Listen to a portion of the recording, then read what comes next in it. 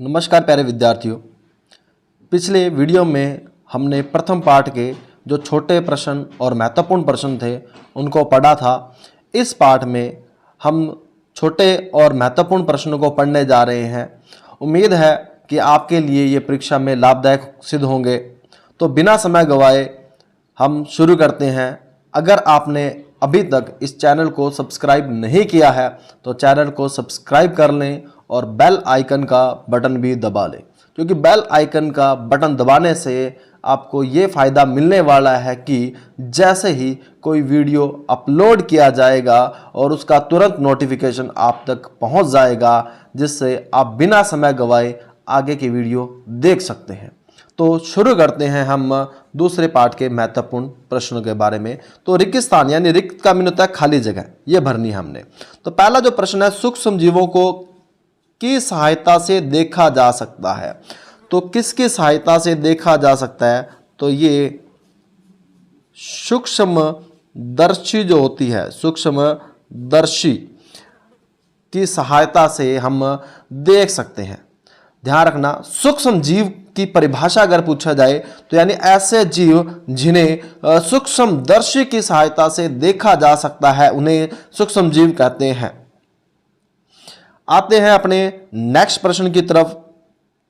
तो नीले हरे जो शैवाल होते हैं, यानी इसने प्रश्न जो कहा वो नीले हरे शैवाल जो होते हैं वो वायु से खाली स्थान का स्थिरीकरण, यानी स्थिरीकरण का मीन है उसे वायु से निकालकर मिट्टी के अंदर उसे फिक्स करना जो होता है वो कहलाता है। इससे मिट्टी की उर्वरता भी बढ़ती है। तो इसका जो उत्तर आएगा, यानी इस खाली स्थान में जो भरा जाएगा वो भरा जाएगा नाइट्रोजन।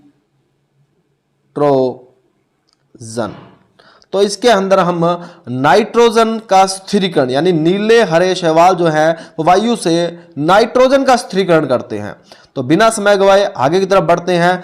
अल्कोहल का उत्पादन, जो अल्कोहल है यानी कि जो शराब है उसका बनाने के लिए हम ईस्ट नाम का, यानी ईस्ट नाम का कवक जो है उसका उपयोग करते हैं। तो यह पे ई की मात्रा 60 ईस्ट नाम का सूक्ष्म जीव की सहायता करते हैं। और इस क्रिया का जो अगर नाम पूछा जाए तो इस क्रिया का नाम होता है किण्वन क्रिया। कौन सी क्रिया? किण्वन क्रिया कहते हैं। तो अब आगे प्रश्न की तरफ चलते हैं। प्रश्न जो है चौथा, जो हेजा वैसे तो हमें पता है कि सूक्ष्म जीव के द्वारा होता है, लेकिन यहाँ पे पर्टिकुलर बात पूछिए, यानी किस सूक्ष्म जीव के द्वारा होता है। तो यहाँ पे जो उत्तर आएगा वो उत्तर आएगा जीवाणु। कौन सा उत्तर आएगा? जीवाणु। यानी हेजा जो है वो हेजा, वास्तव में हेजा कहते किसको है? तो बच्चों को दस्त और उल्टी लगना ही क्या कहलाता है? हेजा कहलाता है। और हेजा सूक्ष्म जीव जीवाणु के द्वारा होने वाली एक बीमारी है। अभी तक अगर आपने इस चैनल को सब्सक्राइब नहीं किया है तो चैनल को सब्सक्राइब जरूर करें और बेल आइकन को दबा दें। नेक्स्ट प्रश्न की तरफ बढ़ते हैं कि हमें सही शब्द के आगे टिक का निशान लगाना है। तो टिक का निशान, पहला ईस्ट का उपयोग। अभी हम प्रश्न पढ़ के आए हैं, ईस्ट का उपयोग किस काम के लिए, यानी अल्कोहल बनाने के लिए किसका उपयोग किया गया था? ईस्ट का उपयोग किया गया था। इसीलिए ईस्ट का उपयोग हम अल्कोहल बनाने में करते हैं। नेक्स्ट जो प्रश्न आता है, निम्न में से कौन सा प्रतिजैविक है? प्रतिजैविक का मतलब ध्यान रखना कि अगर हम दुकान के हिसाब से बात करें तो आपने एक एंटीबायोटिक शब्द सुना होगा। एंटीबायोटिक यानी जब हमें कोई बुखार, जुखाम, खांसी या कुछ भी ऐसी कंडीशन होती है तो डॉक्टर हमें एक एंटीबायोटिक देता है। उस एंटीबायोटिक को हिंदी में प्रतिजैविक कहा जाता है और ये हमारे शरीर में सूक्ष्म जीवों को मार देता है। और जब सूक्ष्म जीव मर जाएंगे तो हम बीमारी से बच जाते हैं। तो इसका सबसे बढ़िया उदाहरण ध्यान रखना स्ट्रेप्टोमाइसिन है। इसका प्रतिजैविक का जो नाम है वो याद रखना है, स्ट्रेप्टोमाइसिन। आगे बढ़ते हैं नेक्स्ट प्रश्न की तरफ। तो बहुत आसान प्रश्न है, छोटी कक्षाओं में भी पढ़ाया जाता है कि मलेरिया जो परजीवी है, मलेरिया परजीवी का वाहक, यानी इसको ले जाने वाला जो होता है वो कौन होता है? तो ध्यान रखना मादा एनाफिलीज। इसका उत्तर आएगा मादा एनाफिलीज। ध्यान रखना, मलेरिया जो है एक मच्छर के काटने से फैलता है। इसका मीन कि मच्छर जो होगा वो इसका उत्तर होगा और मादा एनाफिलीज मच्छर इसमें लिखा हुआ है।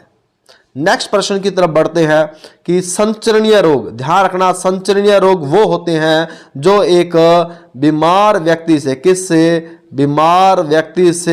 किस में स्वस्थ व्यक्ति में जो फैलते हैं, उस रोग को हम संचरणीय रोग कहते हैं। तो इस संचरणीय रोग के जो उत्तर है इसमें क्या पूछा कि मुख्य कारक। देखो सबसे बड़ा मुख्य कारक तो चींटी के काटने से कभी नहीं होता, ड्रैगन मक्खी होती है, फल मक्खी, जिसके कारण भी नहीं होता, मकड़ी से भी कभी कभी बीमारी मैंने, ठीक है, या हो सकता है आपने नहीं सुनी हो, लेकिन घरेलू मक्खी जो है वो सबसे बड़ा कारण है। और मक्खी की खास बात है क्या कि आपके शरीर पे जहां पे गंदगी लगी होगी मक्खी वहीं बैठेगी, इसीलिए ये बीमारी फैलाने में सबसे ज़्यादा वाहक है। इसीलिए हम खाने को हमेशा ढक कर रखते हैं ताकि उस पे कीटाणु ना फैले। तो नेक्स्ट प्रश्न की बात करते हैं बिना समय गवाए। ब्रेड और इडली जो है वो फूल जाती है। ध्यान रखना, उनका फूलने का कारण आपने देखा हुआ है कि ब्रेड खाई है, ब्रेड है वो नरम होती है, सॉफ्ट होती है, उसको दबाने पे वो दबती है। और इसका एक मुख्य कारण होता है कि उसके अंदर जब ईस्ट कोशिकाएं हैं, क्योंकि ब्रेड बनाने में भी ईस्ट का उपयोग होता है। ईस्ट एक कवक का नाम है और ये जब संख्या में बढ़ता है तो वो ब्रेड है वो फूल जाती है और इसीलिए हमें ब्रेड जो है वो नरम दिखाई देती है।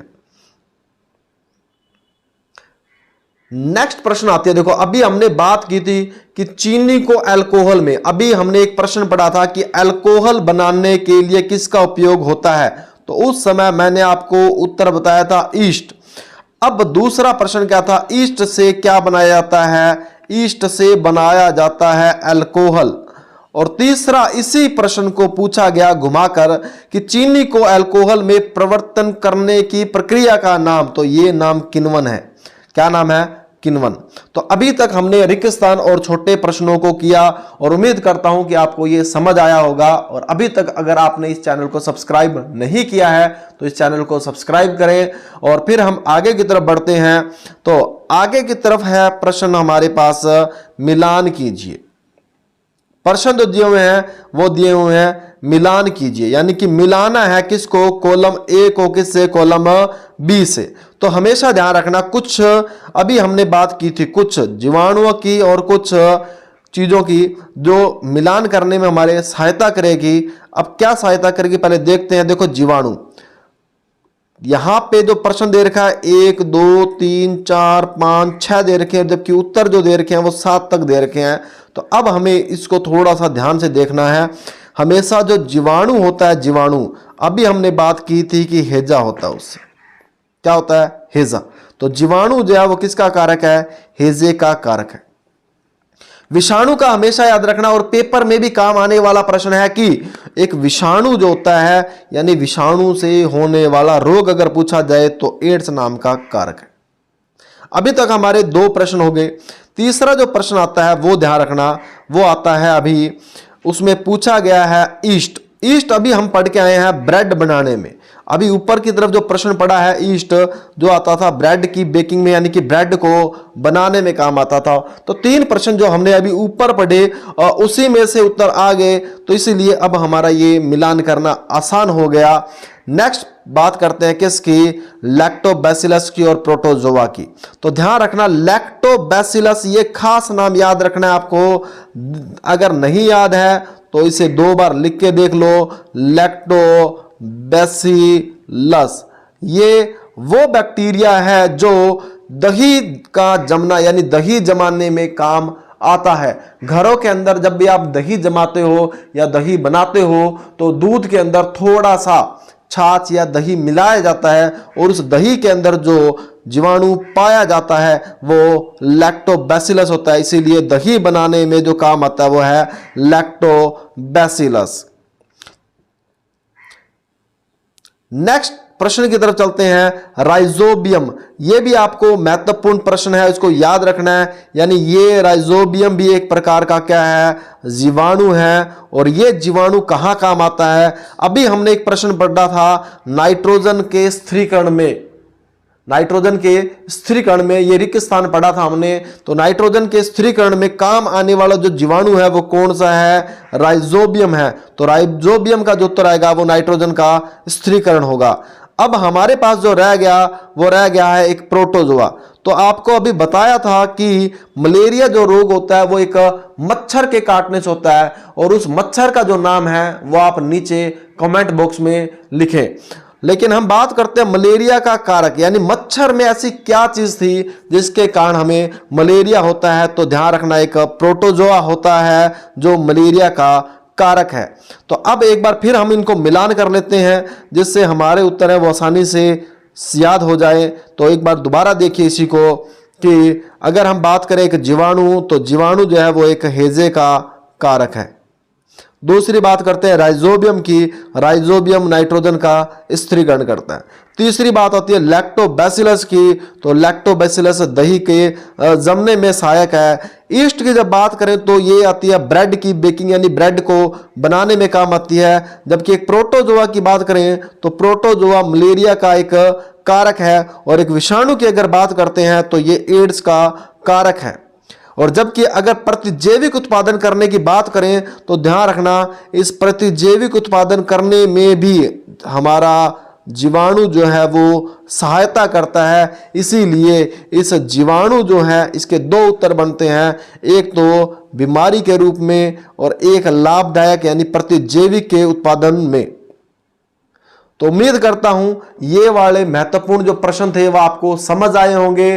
तैयार रहें तीसरे पार्ट के छोटे प्रश्नों के लिए। अभी तक के लिए बाय बाय, थैंक यू, जय हिंद, जय भारत।